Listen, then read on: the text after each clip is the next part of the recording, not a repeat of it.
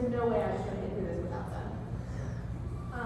One of the things that I want to preface before I get into the actual talk is I reached out to a majority of the group that I went with, and a lot of what I'm going to tell you are things that they also said were really important or impactful or things that they want their people to know. So I'll start off with saying that one of the ladies on the trip said that it was probably one of the most beautiful and inspiring weeks she's ever had. And that's coming from someone who has been on this trip before. There we go. So I actually went a little early this year, and I went with the lady who runs our kitchen. Her name is Debbie. And so we were there for 3 days, just the two of us. So this is the view from the front porch that we sit in.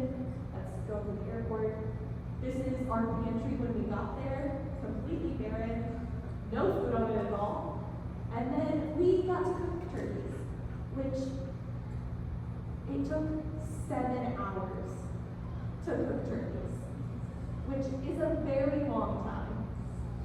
And these turkeys we ended up using later on in the week, which I will get to later. I got to celebrate the 4th of July in Antigua, so that's my 4th of July outfit. Gotta ride the right way. You have to. And then the day that everybody got there, we did one final run to the store to get a couple of other things that we were missing. So Friday is when everybody else got there, and then Saturday was our first full day. So this was the dinner that we had on Friday. The fish and lobster were all caught by the creature down there. His name is Jeffrey George. He and his family went and caught all the food for us that first night. And so this is when everybody else got there, then arriving at the airport, and the very first time we all circled up. And then this was the first Devo that we had. Now we had at least 2 devotionals every single day. And so now we're into Saturday, which is our first full day. And these are those other thing called Blessed Quest, which is an amazing experience. And it gets everyone out of their comfort zone, no matter how many times you've done it.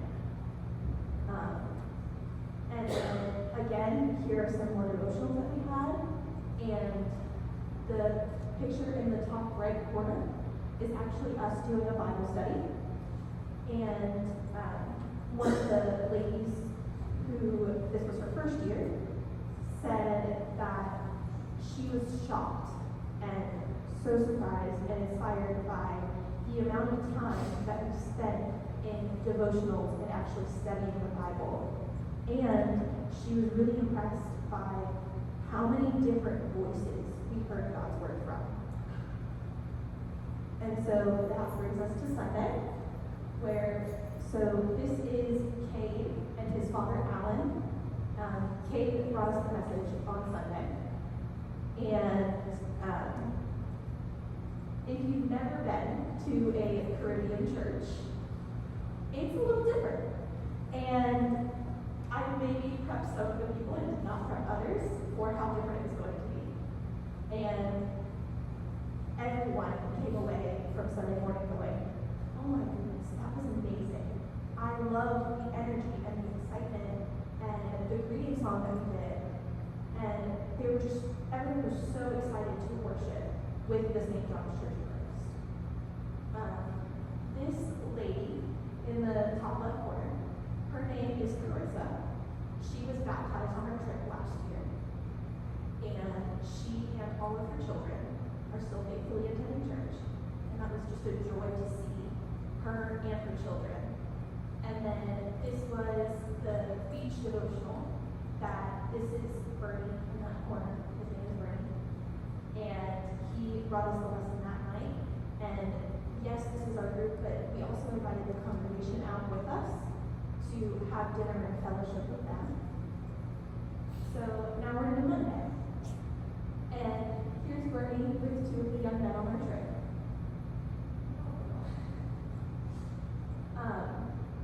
Bernie is a preacher, and he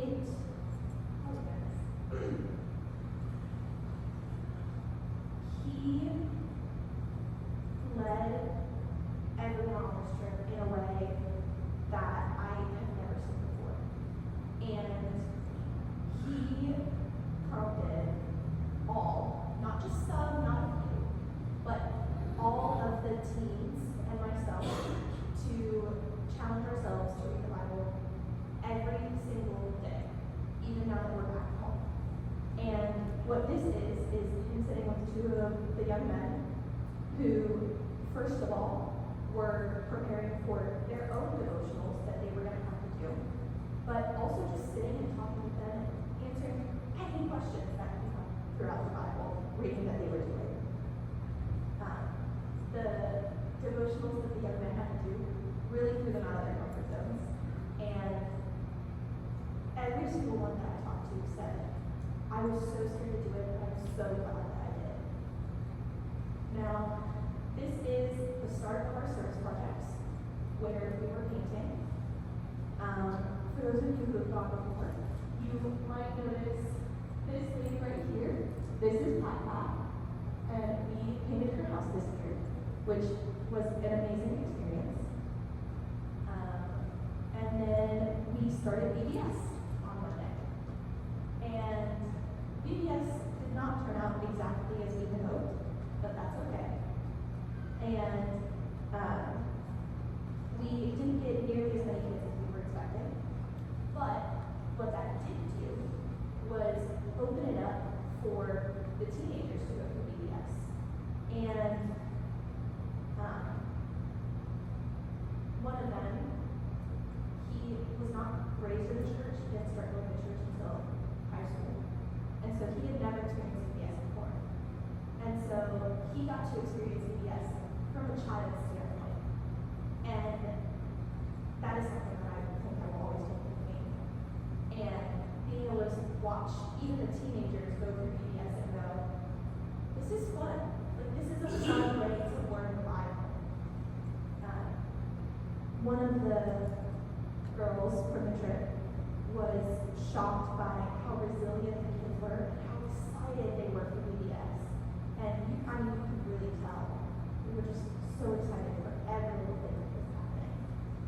And then you can see there were a lot of young people on this trip. And one of the young men said that he was really surprised by how many young people were on the trip and was so excited because he felt like he wasn't doing it alone. And then we went to visit some of the shut-ins in the congregation. And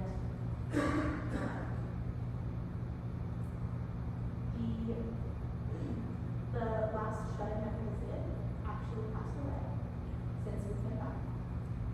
And so being able to bring her that light, and we sat with her and we sang, and being able to have that experience with her just a couple days before she passed was really amazing. And so now we're on Tuesday. This is part of our service projects. Yes, we painted, but we were also fixing some of the outside plumbing. So this is them chopping pipes up to, you can kind of see right here, it's completely disconnected. And so we were fixing that.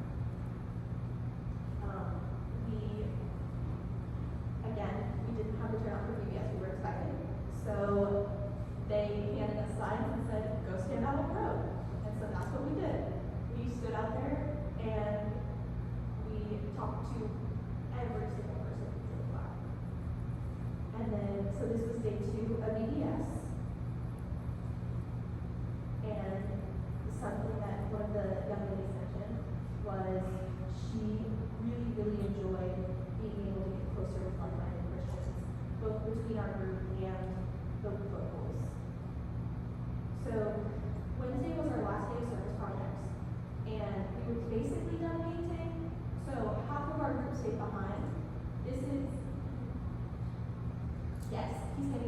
hole in the wall. We had to replace the AC. We did a lot of maintenance to the things around the church and the church building. And then this was us finishing up both houses, the group that went. And this was our last day of PBS. And so you can see our puppets. And right before we started, we brought everyone together and did a big parade.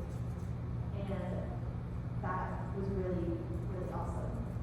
Something that the group did that stayed at the building to do maintenance is they went on the secretary bless quest.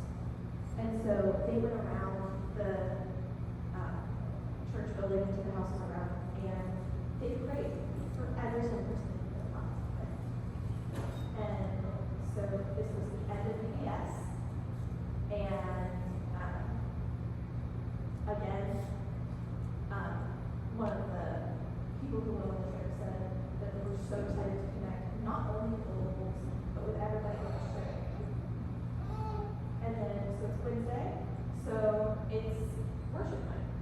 And something else that we did was we served them dinner.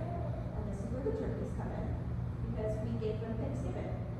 So we did turkeys and mashed potato and green beans and banana pudding and everything that we could get our hands on. And they are always so grateful for not just us feeding them or bringing that food, but to have that experience and to have that time. And so we finished our service project on Wednesday. So on Thursday, this was when we went to visit hospice in the mines, and we wandered on the island, toured the island, and got on board with photos this day. And so again, this is us having morning devotionals, and then so this is us singing and praying with the people at hospice and mines. And then this is where we take our annual group photos and we follow the signatures anywhere. You'll see these photos of everyone wearing the same shirts and standing there in the same spot every year. And so these were three of the places that we visited. The photo at the top left, that is the BC bird statue. And this man standing here, he and two of his friends actually repainted that statue 2 years ago. And then the photo at the bottom left is of Betty's Hope, which is an old sugar mill. And then the two photos on the right are from Devil's Bridge, which has a really impactful story that I think I've tried to tell you right now, I will not, so we're not going to do that. And so this is the end of the trip, our last full day, and then Saturday we also said goodbye to each other. This photo is really funny to me because I convinced all of the teenagers to go out and watch the sunrise. And so we were the only ones ready for breakfast in the morning, which is why there's not an adult in sight. It's just us teenagers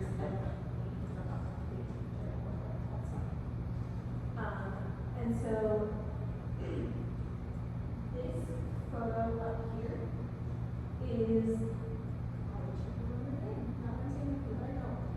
but something that all of the locals said is this is a part of the island we have never seen before. We've heard about it, but we don't ever get to see it.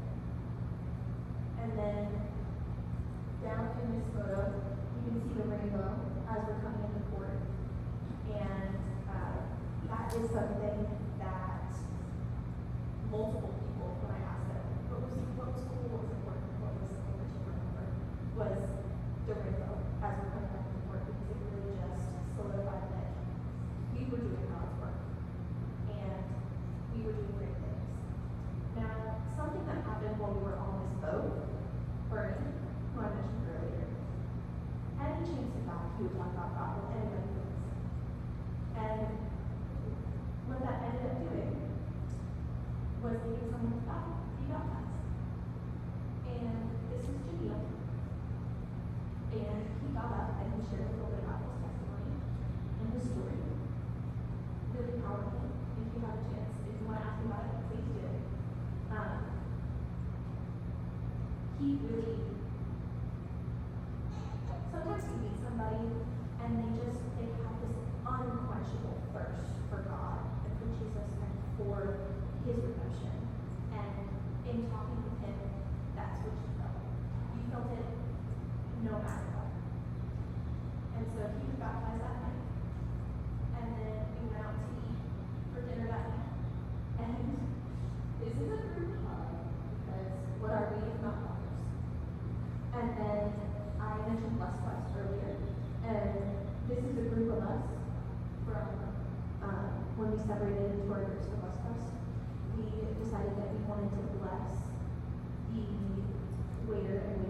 serving on us that night.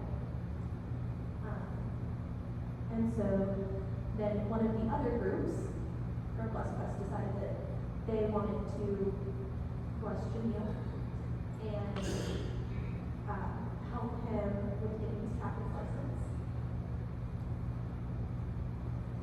And then this is us saying goodbye. And Jamil came and brought his daughters to say goodbye to us, which I was proud. So you can actually see in this photo, I fell down. I did. I fully fell down. I saw him walking up with his kids, and I fell, and I just started to sob. Because when he got up there and said, I want better for my kids, he meant it. And he started it as soon as he possibly could. And so this is all of us saying goodbye at the airport. And so there's two other things that I want to mention. One of the young girls said she has never had her faith tested like she did on this week.